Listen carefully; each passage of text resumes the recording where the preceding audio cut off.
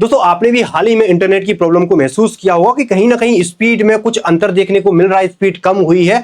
और ये सिर्फ भारत में ही नहीं, भारत के आसपास की जो भी मिडिल ईस्ट वाली कंट्री है, इन सब में भी सेम प्रॉब्लम देखने को मिल रही है। अब ये प्रॉब्लम हो क्यों रही है? क्योंकि मिडिल ईस्ट में जो ऑप्टिकल फाइबर, जो केबल बिछी है इंटरनेट की, वो कट गई।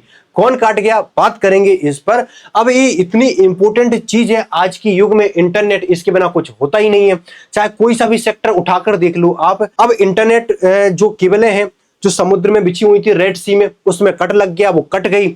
उसके बाद इन सब महाद्वीपों में प्रॉब्लम यहां पर शुरू हो गई। और जो डाटा है जो चंद सेकंडों में आप किसी भी देश में ट्रांसफर कर देते हो, वो यही स्पीड देते हैं, वो इन्हीं केबलों से वो स्पीड आती है। सभी महाद्वीपों को जोड़ना, यानी कि भारत से जो केबल गई वो यूरोप को जोड़ेगी और वहां से फिर यूएस को जोड़ेगी। यानी कि इस तरीके से पूरा एक चक्र बिछा हुआ है इन केबलों का।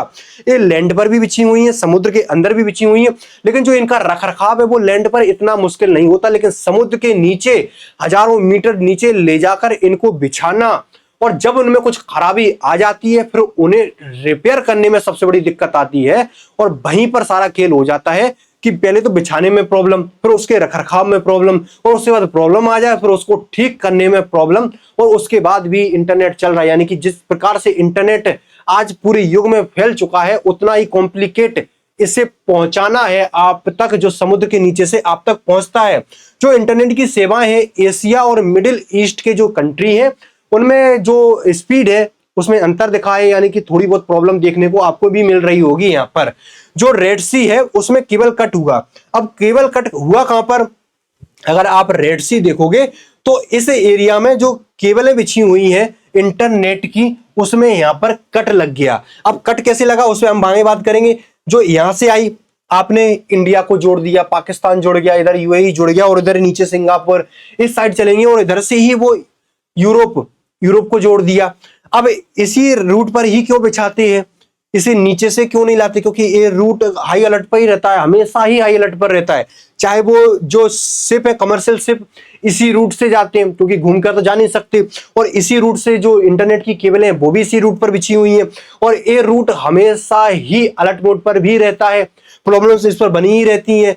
और अगर आप पूरा अफ्रीका घुमाओगे तो बहुत कॉस्टली हो जाएगा, बहुत महंगा हो जाएगा, और इसका आप मतलब दिक्कत ही आएगी। अगर आप इसे नीचे से लेकर आओगे पूरे एशिया को जोड़ने के लिए, तो यहाँ पर दिक्कत है। अब इसमें जो कटे हैं, जो 4 केबलें कटी हैं, उसमें 4 है। पहला जो साउथ ईस्ट इंडिया और मिडिल ईस्ट इंडिया और वेस्टर्न यूरोप, करीब 18,000 से लेकर 19,000 की पूरी केबल है, ये पूरी लाइन है, जिसमें कनेक्ट होता है France, Italy, Asia, north Africa, ये वाला पूरा एरिया, उसके बाद मिडिल ईस्ट का पूरा एरिया, इसके बाद इंडिया, और उसके बाद पूरा उधर से यूरोप हो गया, और श्रीलंका, यूएई, उसके बाद जो थाईलैंड, मलेशिया, सिंगापुर, ये देश भी अगर आप नीचे जाओगे तो ये देश भी कनेक्ट करते हैं। अगर आप ब्लू वाली पूरी लाइन देखोगे, यूरोप से लेकर रेड सी से होते हुए इंडिया को कनेक्ट, पाकिस्तान को कनेक्ट, यूएई को कनेक्ट, और इधर आप नीचे भी जाते हुए से देखोगे। उसके बाद दूसरी केबल जो डिस्टर्ब हुई है वो केबल है India, middle east, western Europe, करीब 12,000 किलोमीटर इसकी भी पूरी लेंथ है, और ये कनेक्ट करती है France and Italy, India through the middle east.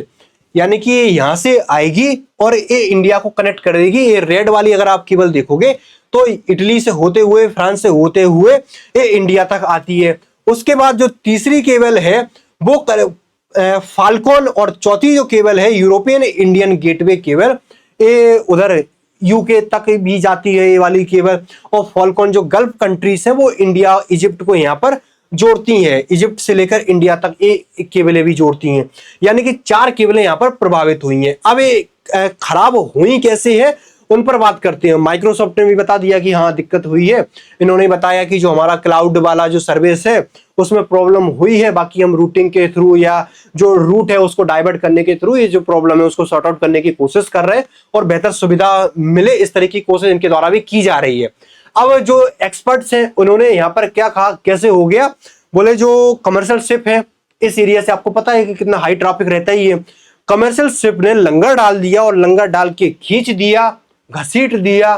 उसमें जो समुद्र के अंदर जो केबलें बची हुई थी वो लपेटे में आ गई होंगी और उसमें से केबल यहाँ पर कट गई और 4 केबलें कटी। उसके बाद से पूरे महाद्वीप इस चीज से यहाँ पर प्रभावित है। करीब 70-80% जो फॉल्ट बताया जाता है वो बताया जाता है कि एक्सीडेंटल ह्यूमन एक्टिविटीज के द्वारा होता है और उसमें भी जो प्राइमरली है वो फिशिंग और उसके बाद जो शिप के द्वारा जो लंगर डाले जाते हैं उस वजह से सबसे बड़ी प्रॉब्लम होती है। करीब 70-80%। अगर हम इसमें भी अगर बात करें तो लंगर डालने से करीब 30% जो केबलें हैं उनमें डिस्टर्ब होता है, डैमेज आ जाता है, कट जाती हैं, इस तरीके की प्रॉब्लम होती है।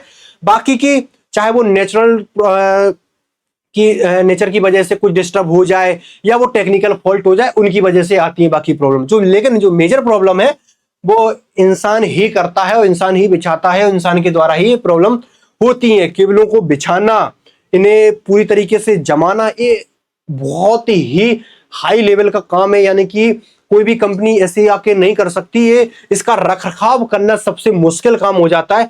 इसलिए निजी कंपनियां, सरकार की बजाय निजी कंपनियां को इसमें निजी कंपनियां ही इस सेक्टर में आगे आती हैं और चाहे वो इंटरनेशनल ऑर्गेनाइजेशन हो वो इस पूरे मुद्दे को संभालते हैं। वो पूरे जो रखरखाव है इसका उन्हीं के द्वारा यहाँ पर किया जाता है। भारत में जो प्रमुख सेक्टर है जो इस चीज में अपना पूरा काम करते हैं, टाटा कम्युनिकेशंस, रिलायंस जियो, भारती एयरटेल, उसके बाद बीएसएनएल भी इसमें शामिल है।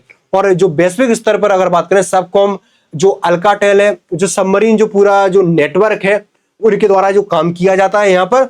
और विशेष जहाज होते हैं, इनको जब समुद्र के अंदर बिछाना है और जब इसमें खराबी हुई तो ये विशेष जहाज ही जाते हैं और पूरा जो क्रू मेंबर है वो जाते हैं समुद्र के अंदर और उनके द्वारा ही इसको बिछाना, उसको डिजाइन करना, और जब खराबी हो जाए तो ये विशेष जहाज जाते हैं और उसको केबल को निकालना, उसमें फॉल्ट ढूंढना और फॉल्ट ढूंढने के बाद उसे सही करना और उसके बाद तुरंत उसे समुद्र के नीचे ले जाना। यानी कि एक दिन का काम ये नहीं है।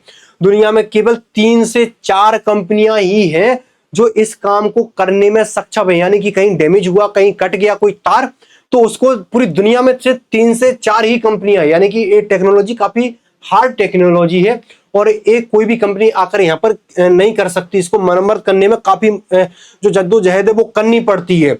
अब इंपॉर्टेंट ये रूट है इसलिए भी है क्योंकि 90% जो इंटरनेट है वो लाल सागर से ही होकर करता है, यूरोप और एशिया को, क्योंकि दूसरा रूट आप कहां से जाओगे, आप पूरा अफ्रीका घुमाओगे तो कितना बड़ा रूट हो जाएगा, कितना आपको तार बिछाना पड़ेगा, पूरा केबल कितनी बिछानी पड़ेगी। ये सबसे शॉर्टेस्ट रूट है जो यूरोप को और एशिया को यहाँ पर जोड़ता है। इसके अलावा अब ये कितने दिनों में सही होगा और कितना समय इसमें लगने वाला है, तो कहा जा रहा है कि अभी 1-2 हफ्ते का इसमें समय नहीं, करीब 3-4 हफ्ते, महीने का भी वक्त लग सकता है इसमें, क्योंकि जो इसमें काम होने वाला है वो एडवांस लेवल का, एडवांस इंजीनियरिंग का पूरा काम है। जैसे ही उसमें पहले तो फॉल्ट ढूंढना पड़ेगा। अगर आप मैप में देखोगे तो इससे जगह यहां पर प्रॉब्लम बताई जा रही है, इतनी जगह में, जेद्दा से लेकर इस जगह तक। अब इसमें पहले फॉल्ट ढूंढा जाएगा। जैसे ही फॉल्ट ढूंढेंगे उसके बाद केबल को जमीन पर लाया जाएगा, जमीन पर उसे ठीक करेंगे, फिर उसे समुद्र के नीचे लाया जाएगा। यानी कि बड़ी लंबी प्रोसेस यहाँ पर हो जाती है। स्पीड की प्रॉब्लम हालांकि थोड़ी बहुत देखने को मिल रही है, कहीं बहुत ज्यादा देखने को मिल रही है। सभी देश बता रही है कि हालांकि कि यूएई ने बताया है, इसके अलावा पाकिस्तान, इंडिया, ये सब जगह प्रॉब्लम थोड़ी बहुत देखने को मिल रही है। बाकी कितने समय में सही होता है तो महीने भर का समय इसमें लग सकता है। और अल्टरनेटिव क्या हो सकता है, तो अल्टरनेटिव और भी कई सारे, और भी करीब 17 के करीब केबल इसके नीचे से जाती हैं, तो इनके थ्रू भी यहाँ पर काम चलाने की कोशिश की जा रही है। इस वजह से भी इंटरनेट की स्पीड स्लो हो जाती है, क्योंकि फिर रूट जैसे अपन ने डाइवर्ट किया उसके बाद फिर एक चीज पर ट्रैफिक आ गया, उसके बाद से फिर स्पीड यहाँ पर कम होनी है, स्वाभाविक इसकी बात है।